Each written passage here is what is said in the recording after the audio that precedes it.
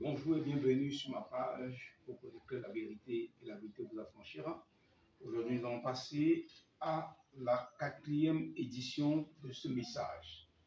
Alors, nous allons lire dans le livre de Jean au chapitre 10, le verset 9 à 11.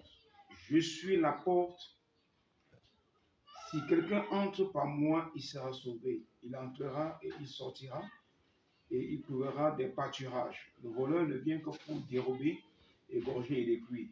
Moi, je suis venu afin que les brebis aient la vie et qu'elle ait même avec l'abondance.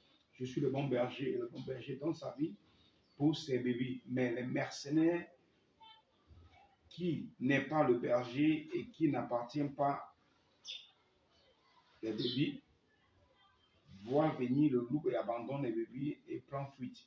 Le loup est ravi et les disperse. Alors je vous dis, vous connaissez la vérité et la vérité vous affranchira. Ici, Jésus s'adresse à l'humanité. Il dit, je suis la porte. Alors la porte a beaucoup de significations, tant que spirituelles, tant que physiques. Vous voyez, il y a des portes physiques auxquelles beaucoup de personnes protègent leurs portes en disant qu'ils protègent contre les mauvaises personnes en mettant des produits, des maraboutismes, etc. Mais ici, il s'agit d'une porte salutaire qui est Jésus-Christ, qui a versé son sang sur la croix pour toi. Il dit, je suis la porte. Si quelqu'un entre par cette porte, ça veut dire qu'il n'y a pas 1000 chemins pour aller au ciel. Là, ce chemin, c'est Jésus et il est la porte.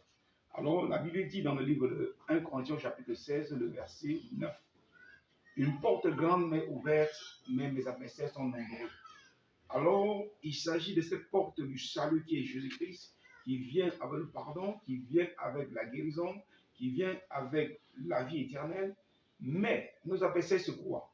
C'est les portes similaires, donc des portes de sorcellerie, de magie, de vampirisme, de rosicrucier, de rosicroix, des religions, des traditions, que les gens pensent qu'en accédant là-bas, ils trouvent le salut. Il n'y a pas de salut en dehors de Jésus-Christ.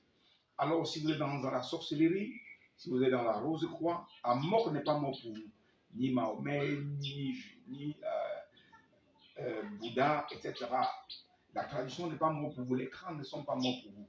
Alors, la seule porte d'accès, ce n'est pas la porte des crânes, ce n'est pas la porte de la rose-croix ou bien de la sorcellerie, c'est la porte de Christ qui est sa parole, son sang qu'il a versé sur la croix. Alors, je vous exhorte aujourd'hui de vous repentir et de donner votre vie à Christ. Parce qu'il dit bien, vous y entrerez et vous y sortirez. Mais il y a des portes, comme les portes de tradition, de